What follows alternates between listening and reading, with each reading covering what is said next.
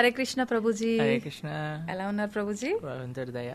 ప్రభుజీ, మనం చూసాము సునీతా విలియమ్స్ 8 రోజుల కోసం అని చెప్పి స్పేస్కి వెళ్ళి 9 నెలల తర్వాత భూమిపైకి రావటము మనం అందరం కూడా చూసాము. గత 2 రోజుల నుంచి కూడా అదే వార్తలు మనం ఎక్కువగా వింటున్నాము, చూస్తున్నాము. అయితే ప్రతి సోషల్ మీడియాలో కూడా అంటే ఒక్కొక్క ఛానల్లో ఒక్కొక్క రకంగా, మామూలుగా తను ఒక దగ్గరేమో భగవద్గీత పుస్తకం తనతో పాటు తీసుకెళ్ళింది ఆ గ్రంథాన్ని అని చెప్పి, ఇంకొక దగ్గరేమో వినాయకుడి విగ్రహాన్ని తీసుకెళ్ళింది అని చెప్పి మనకు అంటే కనిపిస్తున్నాయి చూసినంత వరకు. మామూలుగా అంటే తను తీసుకెళ్ళింది లేనిది మనం చూడలేదు, చూపించినంత వరకు అయితే ఇది వాస్తవమేమో అనిపిస్తుంది. మామూలుగా ఇప్పుడు వాళ్ళు వెళ్ళింది, వాళ్ళు ఉన్నది, వాళ్ళు చేసేది అంతా కూడా సైన్స్ కి సంబంధం ఉన్న విషయం. సైన్స్ అనగానే ఆధ్యాత్మికానికి సంబంధించి నమ్మరు, కొంచెం దూరంగా ఉంటారు, ఇలాంటి ఆలోచనలో మనం ఎక్కువగా ఉంటాము.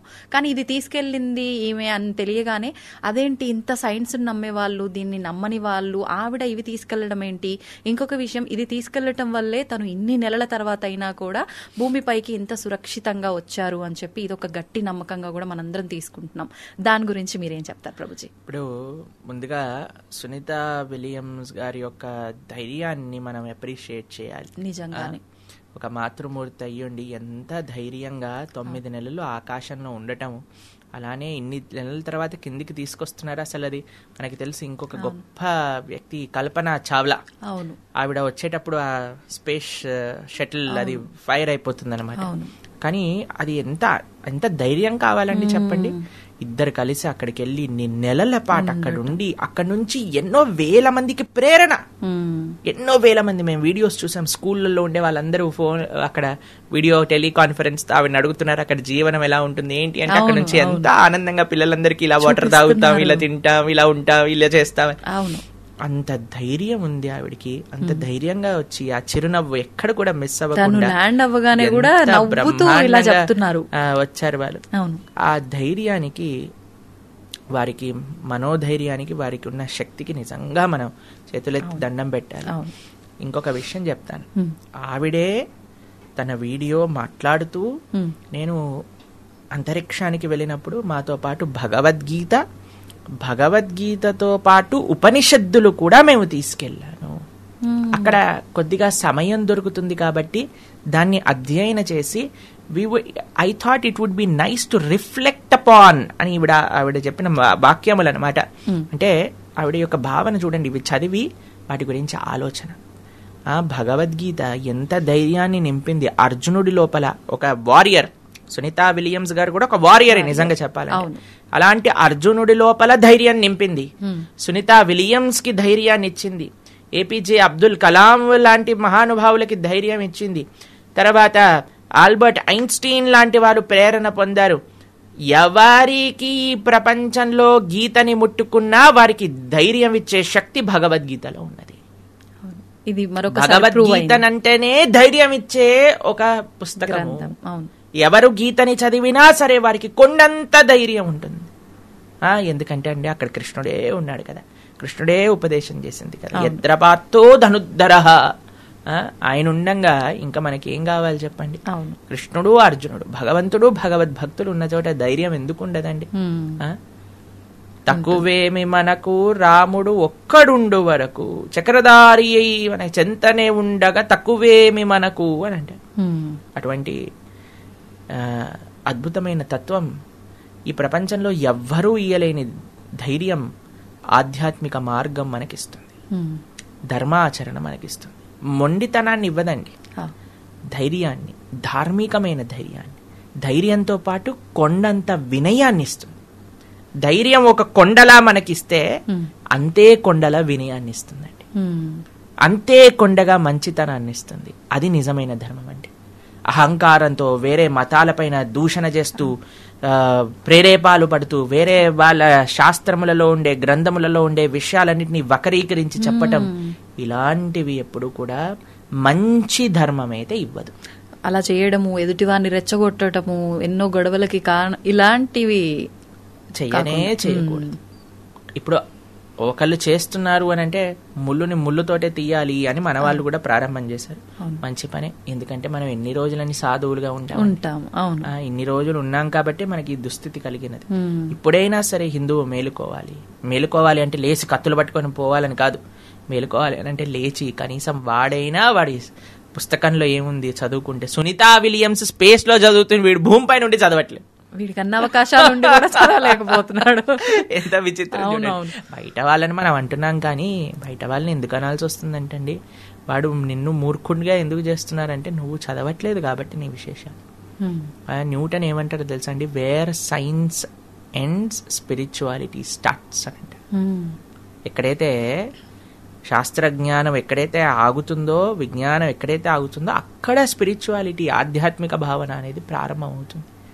కాబట్టి వీళ్ళు సో కాల్డ్ ఏథీస్ట్, మేము సైన్స్ నమ్ముతాం అని ప్రలేబాలు పెట్టి దేవుడిని దూషించే వాళ్ళందరికీ చప్పు దెబ్బ. నిజంగానే ఇస్రోకి సంబంధించిన ఏ లాంచ్ జరిగినా సరే వాళ్ళు వెంకటేశ్వర స్వామి వారి దగ్గరికి వెళ్ళి ఆరాధన చేస్తారు. సూలూరుపేటలో అమ్మవారు ఉంటుంది, ఆవిడ దగ్గరికి వెళ్ళి పూజ చేయిస్తారు. అలాంటి శాస్త్ర విజ్ఞానం తెలిసిన వాళ్ళేమో ఇలా ఉంటే, మనకి ఇంత మిడిమిడి జ్ఞానం తెలిసిన వాడేమో సైన్స్ అని బయలుదేరుతాడు, దేవుడు లేడని బయలుదేరుతాడు. ఎంత విచిత్రం అనిపిస్తుంది అంటే ఒక కథ చెప్తాను మీకు. ఒకసారి ఒక ఆయన నడుస్తుంటే జేబులో ఒక చిన్న హోల్ ఉందట. అయితే జేబు చినిగిపోయిందట. అయితే అందులోపల నుంచి 5 రూపాయల కాయిన్ ఒకటి వెళ్ళి ఒక కప్ప ఉండే ఒక త్వరలో పడిందట. పరంగానే ఆ కప్పకి 5 రూపాయలు వచ్చాయని బయటకు వచ్చి ప్రొద్దున పూట ఏనుగుకి మంచిగా స్నానం చేయించి నామాలు పెట్టి ఏనుగు పైన శ్రీరంగ క్షేత్రంలో కావేరీ తీర్థాన్ని తీసుకెళ్తారనమాట. ఆ కావేరీ తీర్థం పట్టుకొని ఇలా ఇలా ఏనుగు రాజరకంగా నడుచుకుంటూ వెళ్తుంటే ఈ కప్ప బయటకు వచ్చి, ఏ ఇది నా దారి, నా దగ్గరకు వస్తావా అని కప్ప కాలెత్తి ఏనుగును కొడుతుందట. ఏనుగు చూస్తుందండి కప్పని, ఒక్కసారి అడుగేస్తే అని కాలు దానిపైన పెట్టంగానే అది చట్నీ అయిపోయింది అనమాట. ఏనుగు అలా అని నడుచుకుంటూ వెళ్ళిపోయింది.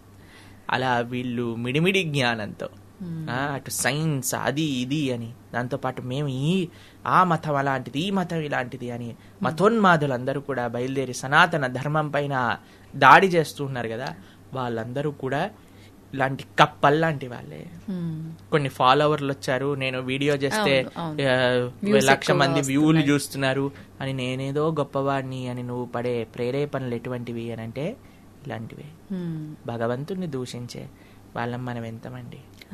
వేరే వాళ్ళు ఇన్ని లక్షల మందికి ఆరాధ్యమైన భగవంతుణ్ణి మనం దూషిస్తున్నాము, ఆ మాటలు అంటున్నామంటే ఎంత పెద్ద అపరాధం చెప్పండి. కాబట్టి నువ్వు నాస్తికుడివా, నీ ఇంట్లో ఉండు, నిన్నెవడూ మాట్లాడమనలేదు. ఆ మూఢనమ్మకాల్ని ఖండించాలి. మీకు ఒక విషయం చెప్తాను, మనం కూడా ఎప్పుడైనా సరే మూఢనమ్మకాల్ని ఖండిస్తాం. మీరు మా మాటల్లో వింటా, ఎప్పుడు కూడా అశాస్త్రీయమైన విషయాలను మనం ఒప్పుకో మాట్లాడడం. అలా అని ఆధ్యాత్మికతను మన మాటలను కూర్తు, భక్తుల యొక్క ఆరాధ్యమైన భగవంతుని మనం ఏమనకూడదు. మనకి తెలుసు శ్రీనివాస రామానుజన్ ఎంత గొప్ప మ్యాథమెటిషియన్. వారిని ఒకసారి అడిగారు, అయ్యా మీరు ఇంత గొప్పవారు ఎలా అయ్యారు, మీకు ఇంత కాంప్లికేటెడ్ సొల్యూషన్స్ కూడా ఎలా వస్తున్నాయి అంటే వారు ఏమని చెప్పారు తెలుసా, నామక్కల్ నామగిరి అని ఒక ప్రదేశం ఉంది తమిళనాడులో, నామగిరి తాయారు అంటే అక్కడ ఉండే లక్ష్మీదేవి నాకు సొల్యూషన్స్ చెప్తుంది, నామగిరి తాయారు నాకు చెప్పిందే నేను రాస్తాను. వారి యొక్క జీవిత చరిత్రలో అది భద్రపరుచున్నదండి. నామక్కల్ నామగిరి తాయారు యొక్క ఆశీర్వాదం ఆవిడ చెప్పటం వల్ల, ఆవిడ అనుగ్రహం వల్ల నాకు వస్తుంది. మనము జీవితంలో ఇలా మాట్లాడతారు చూడండి, టీవీల పైకి వచ్చి సైన్స్ వైన్స్ అని, అలాంటి వాళ్ళు జీవితంలో సాధించింది ఏం లేదు, అలాంటి వాళ్ళ వల్ల ఉపయోగము ప్రపంచానికి ఏం లేదు, అలాంటి వాళ్ళని ప్రపంచం గుర్తుంచుకోనూ లేదు. అంతే. ఎవరినైతే గుర్తుంచుకుందో వాళ్ళందరూ వినయంగా ఉన్నవాళ్ళు, భగవంతుడిని యాక్సెప్ట్ చేసిన వారు, భగవంతుడిని ఆధ్యాత్మికంగా ఉన్నవారికి ఆ కీర్తి లభించింది. అది అన్నిటికంటే గొప్ప విషయం. అంటే ఏదో శక్తి లేనిదే మనం ఎలా ఉన్నాము అనే ఒక ఆలోచన ఎందుకు చేయలేకపోతున్నారో అర్థం కావట్లేదు. చూడండి, మూర్ఖులకి ఆ ఆలోచన వచ్చినా అది అర్థం చేసుకునే తత్వం ఉండదండి. అందుకే అంటాం కదా, మనం గుర్రాన్ని నది వరకు తీసుకుని రాగలుగుతాం కానీ నీటిని తాగించలేము. అవును. కాబట్టి ఆలోచన చేస్తే ప్రతిదీ అర్థమవుతుంది. అంత ఎవిడెంట్ గా ఉన్నా సరే అర్థం కావట్లేదు అని అంటే వారి యొక్క అజ్ఞానం, వారి యొక్క అహంకారం అదే వారిని కప్పేస్తుంది అనమాట. ఎవరైతే వినయంగా ఉంటారో భగవంతుడు అన్ని మంచి విషయాలు వారికి తెలియజేస్తారు, అందులో ఎటువంటి సందేహం లేదు. అంటే అది ఇప్పుడు అలా ఉండటం కూడా వాళ్ళ గత జన్మ కరుణ బట్టే ఉంటుందా ప్రభుజీ? అలా నాస్తికత్వంగా భగవంతుని దూషించి మాట్లాడటం ఇదంతా కూడా, లేదంటే ఈ జన్మలో ఉండే అజ్ఞానంతో కళ్ళు మూసుకుపోవటమేనా? అంటే ఏంటంటే అండి, ఎన్ని జన్మల సంస్కారములు మనతో వచ్చినా సరే మనం కానీ వినయంగా ఉంటే, అరే నాకు తెలీదు అనే భావన నా లోపల ఉంటే, తెలుసుకుంటాను అని ప్రయత్నం చేస్తే, వినయంతో స్వామిని శరణాగతి చేస్తే భగవంతుడు సాక్షాత్కరింపజేస్తాడు.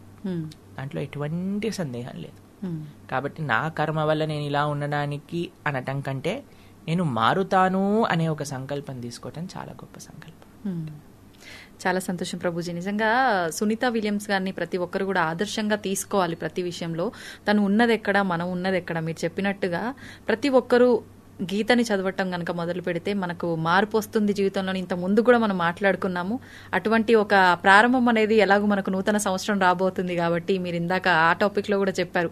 ఆ రోజు నుంచి ఇలాంటి గ్రంథాలని చదవటం మొదలు పెడితే ఇలాంటి అజ్ఞానంతో ఉన్న వాళ్ళకి ఒక మంచి మార్పు మొదలవుతుంది అని ఆశిద్దాం. ప్రభుజీ, భగవంతుని విషయానికి వచ్చేసరికి మనం క్షేత్రాలకు వెళ్ళినప్పుడు చూస్తుంటాం. ముఖ్యంగా తిరుపతి అనేసరికి ఆయన ఖచ్చితంగా మొక్కులు ఫేమస్. అక్కడ తలనీలాలు అందులో ఒకటి భాగంగా. అంటే ఎందుకు తలనీలాలు అనేది ఎందుకు ఇవ్వాలి?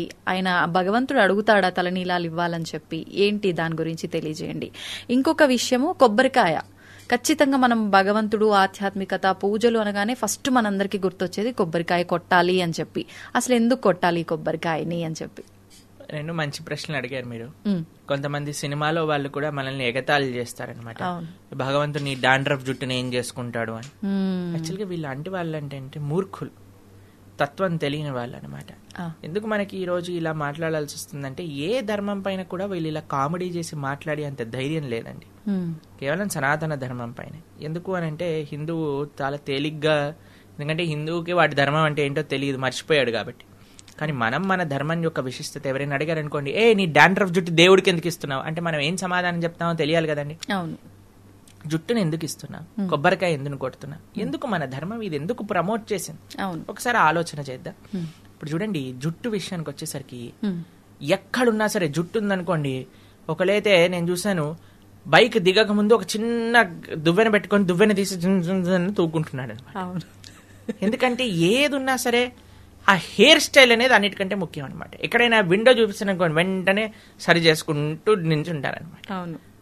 అనిపించిందంటే జుట్టు సరి చేయాలి, ఎలా ఉన్నామో చూసుకోవాలి, అంతే కదండి. అంతే. ఇప్పుడు ఒక వ్యక్తి అట, వాడికి గుండుగాడట, మొత్తం బట్టతల, ఇక్కడ రెండు జుట్టు, ఇక్కడ 2 కేశాలు అలా ఉన్నాయట. ఒక వ్యక్తి ఆయన దగ్గరికి వెళ్ళి, అబ్బా అసలు ఏంటి నీ కేశ సౌందర్యం అనగానే చాలా ఆనందపడి ఒక బస్తా బియ్యం ఇచ్చేసాడట ఆయనకి. అయితే సరే అని బస్తా బియ్యం పట్టుకొని నడుచుకుంటూ వెళ్తున్నాడట. నడుచుకుంటూ వెళ్తుంటే ఇంకొక ఆయన అడిగాడట, అరే ఈ బస్తా బియ్యం ఎక్కడి నుంచి వచ్చారా? ఆ బట్టతలోడు ఇచ్చాడు అన్నాడు. సరే నేను అక్కడికి వెళ్ళాడట, వెళ్ళి చెప్పాడట, నువ్వు బస్తా బియ్యం ఇచ్చావు కదా, వాడు నిన్ను బట్టతలోడు అంటున్నాడు అనగానే ఒక గుర్రం పైన వీడు బయలుదేరాడట. పరిగెత్తుకుంటూ వీడి దగ్గరకు వచ్చేసరికి, ఏంట్రా నన్ను బట్టతలోడు అంటావా అంటే ఈయన చూసాడట, వీడు వెళ్ళి చెప్పుంటాడని. మెల్లగా మీరంతా ఫాస్ట్ గా రాకండి, మీ జుట్టు అంతా ఎగిరిపోతుంటే ఇలా అలల్లా కనిపిస్తుంది, ఎంత సుందరం అనగానే వాడు వచ్చిన గుర్రం కూడా వీడికి ఇచ్చేసాడట. పొంగిపోతున్నాడా? పొగడతలకి పొంగిపోతున్నా. అలాంటి వాళ్ళమే మనందరం కూడా. ఓకే, మనకి కొద్దిగా పొంగంగా ఉబ్బని బెలూన్ లా ఉబ్బిపోతాం అనమాట. ఇంత ఉన్నది ఇంత చేయంగానే మన ఆకాశంలో పట్టుకొని కిందికి దింపాల్సి వస్తుంది అనమాట. అంతేనా కాదా చెప్పండి? అంతే. దేనికి గొప్పతనం? కేశ సౌందర్యం. అసలు ఏం హెయిర్ స్టైల్ రా అనగానే మనం గుడుగుడు అయిపోతాం. మాకే ఆ ప్రాబ్లం ఏం లేదు, ఓన్లీ 1 హెయిర్ స్టైల్. అయితే కేశములను ఇవ్వటము అని అంటే సెల్ఫ్ కాన్షియస్నెస్. బాగున్నామా లేదా, జుట్టు ఎగిరిపోయిందా లేదా, దాన్ని మా చిన్నప్పుడు ఇది వచ్చేది జెల్ అని వచ్చేది అనమాట.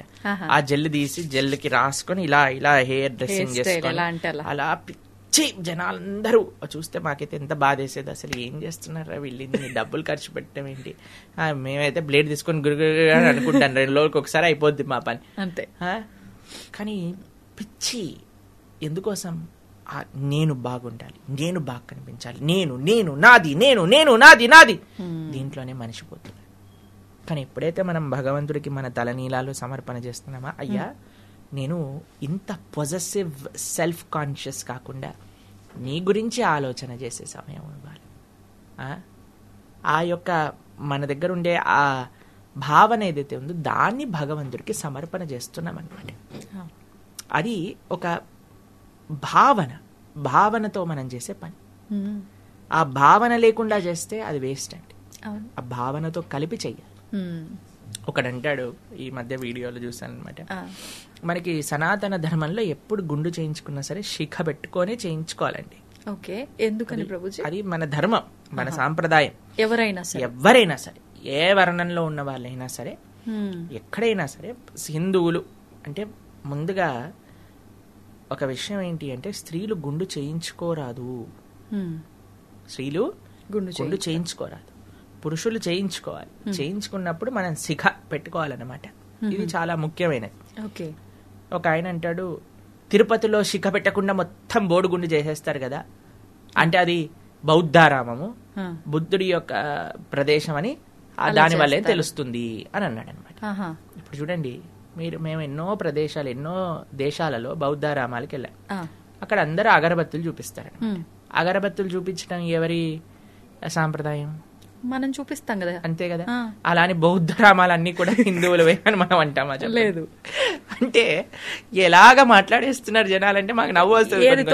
ఏది తోస్తే అది మాట్లాడే. ఒక ఆయన మాట్లాడతాడు, ప్రబుద్ధుడు. ఏమంటాడంటే, రాముడు 10 లక్షల సంవత్సరాలు పూర్వం అని ఎలా చెప్తారు? ఎందుకంటే హిస్టరీ ప్రకారంగా మనకి కేవలం ఒక 4000 సంవత్సరాల ముందే మనకి స్టార్ట్ అయిపోయింది అని. అదే హిస్టరీని సైన్స్ ప్రకారంగా కానీ మనం చూస్తే మనుషులు కోతుల నుంచి వచ్చారు అని ఉంటుంది, కానీ ఒక 2 మనుషుల నుంచి వచ్చాయి అని చెప్పరు. అంతే. మన ధర్మం గురించి చెప్పేటప్పుడేమో సైన్స్ హిస్టరీ కావాలి, వాళ్ళ ధర్మం దగ్గరకు వచ్చేసేదేమో వాళ్ళ పుస్తకం కావాలి. అంతే. మన ధర్మాన్ని దూషణ చేసేటప్పుడేమో అడ్డమైన లాజిక్లన్నీ తీసుకొస్తాడు, వాళ్ళ ధర్మాన్ని ప్రశ్నిస్తేనేమో మాది సత్యం అంటే. అంతే. ఏంటండి అసలు? ఎవరి స్వార్థం వాళ్ళది. ఎంత మోసం, ఎంత స్వార్థం, అసలు ఎన్ని రకరకాలుగా సనాతన ధర్మాన్ని. కానీ మీకు ఒక విషయం తెలుసా అండి, వీళ్ళు ఏమీ చేయలేరు మన ధర్మాన్ని. ఎందుకో తెలుసా అండి, ఎప్పటి వరకైతే 1000 సంవత్సరాల నుంచి భారతదేశాన్ని అన్యమతస్థులు పాలిస్తూ ఉన్నారు, అయినా ఈ భారతదేశంలో అందరికంటే ఎక్కువ ఉన్నది సనాతన ధర్మానికి చెందిన వాళ్ళే. అవునా కదా? 1000 సంవత్సరాలైనా సరే మనం బాగున్నాం, 1,00,000 సంవత్సరాలైనా సరే మనం బాగుంటాం. ఎప్పుడు మనము సినిమాలలో చూసి మన ధర్మాన్ని మనమే అవహేళన చేసుకోవటం ఆపినప్పుడు, తల్లిదండ్రులు పిల్లలకి ధర్మం గురించి, ధర్మ సూక్ష్మములు ముందు వాళ్ళు తెలుసుకొని పిల్లలకి చెప్పినప్పుడు, ఫ్యాషన్ పేరుతో, వెస్టర్నైజేషన్ పేరుతో మన సంస్కృతి సాంప్రదాయాలు, మన కట్టు బొట్టు ఆచరణని మనం వదిలేసితే మనకి నష్టం ఉంది. కానీ మనం ఇంకా సనాతన ధర్మానికి ముందుకు తీసుకెళ్ళాలి అని అంటే మనం జాగ్రత్తగా ఉండాలి. ఆ సాంప్రదాయాలన్నింటినీ కూడా మనం పాటించాలి చక్కగా. రెండవ ప్రశ్న మీరేమన్నారు? కొబ్బరికాయలు కొట్టడం. మాకు చిన్నప్పుడు ఏదైనా వ్రతం పూజ అయిందనుకోండి, ఒక్కొక్కళ్ళకి ఒక్కొక్క కొబ్బరికాయ ఇచ్చేవాళ్ళు అనమాట. కొబ్బరికాయ కొట్టు, కొబ్బరికాయ కొట్టు, కొబ్బరికాయ కొట్టు. ఇప్పటికి కూడా ఇక్కడే ఇంటికి వెళ్ళామనుకోండి, చిన్నగా ఉన్నప్పుడు మేము కొబ్బరికాయ కొట్టాను, కొబ్బరికాయ కొట్టు. ఏంటి అసలు ఈ కొబ్బరికాయలు కొట్టడం అర్థం కాలేదండి. అప్పుడప్పుడు మా చిన్నగా ఉన్నప్పుడు మా చేతులు పడిపోయాయి అన్నమాట, చాలా బాధేసేది. అబ్బా ఏంటి కొబ్బరికాయలు కొట్టడం ఏంటి, ఇల్లంత చిందరబందర ఏంటి, అసలు ఏంటి దీని లోపల ఉండే తత్వం ఏమిటి? మీకు అనిపించింది మన బుర్ర కూడా కొబ్బరికాయ లాంటిదే, గట్టిదైపోయింది అహంకారంతో అజ్ఞానంతో, టెంకలాగా అయిపోయింది. టెంక టింగ్ టింగ్ టింగ్ అని బుర్ర ఎట్లా అయితే మనకి లోపల నుంచి కొబ్బరికాయ పైన నీళ్లు పోస్తే మన లోపలికి ఎక్కుతుందా? ఏమి ఎక్కదా? ఎందుకు? టెంక గట్టిగా ఉంది. కానీ ఆ గట్టి టెంక లోపల మధురమైన తీయదైన నీళ్లు, దాంతోపాటు కొబ్బరి లోపల తెల్లగా ఉండే పదార్థం ఉన్నాయి.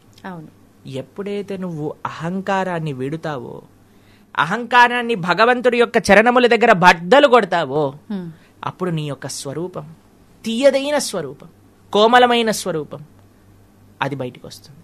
ఎప్పటి వరకైతే అహంకారాన్ని వీడవో అప్పటి వరకు నీ స్వరూపాన్ని నువ్వు తెలుసుకోలేవు. అది కొబ్బరికాయ కొట్టడంలో ఆంతర్యం.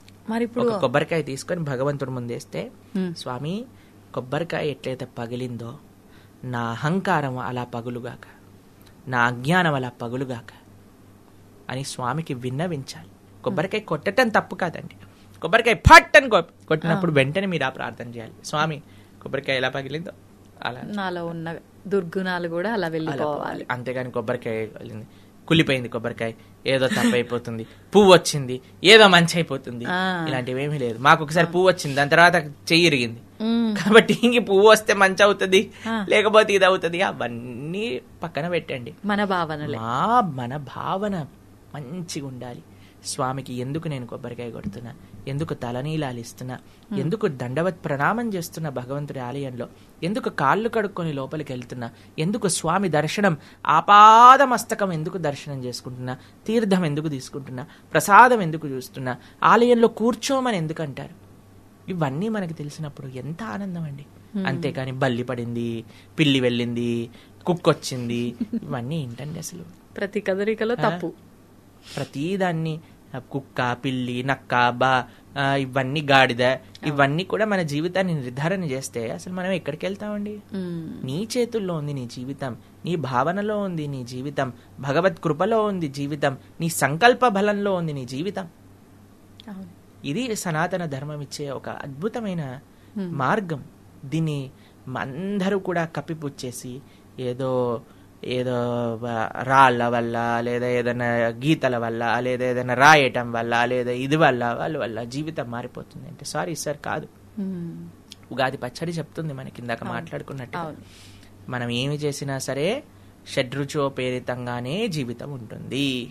లేకపోతే ఉగాది పచ్చడి ఎందుకంటే పానకం తాగొచ్చు కదా, అంతే. పానకంలో కూడా మిరియాలు పొడేస్తారు. అది మీకు ఒక విషయం చెప్తాను. మేము ఒకసారి ఒక స్వీట్ నేర్చుకుంటున్నాం అనమాట స్వామికి నివేదన చేయడానికి. అప్పుడు నేర్పించే వాళ్ళు మాకు చెప్పారు, ప్రభుజీ ఇంతైనా సరే ఉప్పు వేయాలి దీంట్లో స్వీట్ లో. ఏ స్వీట్ చేసినా పాలతో చేసిందంటే పగిలిపోతుంది అనుకోండి, జాగ్రత్తగా చూడాలి, కొన్ని దాంట్లో వెయ్యాలి. మేము చక్కెర పొంగల్ చేస్తున్నాం అనమాట, అప్పుడు కొద్దిగా ఉప్పు వేయాలి దీంట్లో అని అంటారు. ఉప్పు ఎందుకండి స్వీట్లో అంటే, ఆ ఉప్పు వేస్తే ప్రభుజీ మిగతా వేసిన సామాన్ల యొక్క టేస్ట్ బయటికి వస్తుంది. ఇప్పుడు చూడండి, మీరు కూరలో ఏం వేసినా సరే టేస్ట్ చూస్తే అసలు కూర టేస్ట్ అనిపించదు ఎప్పటి వరకు ఉప్పు సరిపడా అయ్యేంత వరకు. అవునా? అప్పుడు మిగతావన్నీ తెలుస్తాయి కదా. అలానే ఉప్పు వేయాలి, ఉప్పు వేసినప్పుడే తెలుస్తుంది. అలానే మన జీవితంలో కష్టం వచ్చినప్పుడే జీవితం బ్యాలెన్స్ అవుతుంది. సూపర్. కష్టం వచ్చినప్పుడే జీవితం బ్యాలెన్స్ అవుతుంది. ఆ కష్టం వచ్చినప్పుడు కుంగిపోరాదు, ధైర్యంతో నిలబడాలి. అది సనాతన ధర్మం. హరే కృష్ణ. ప్రభుజీ, డౌట్, ఇప్పుడు ఈ కొబ్బరికాయ కొడితే ఇంత అర్థం ఉంది, అయితే ఈ అర్థం తెలిసి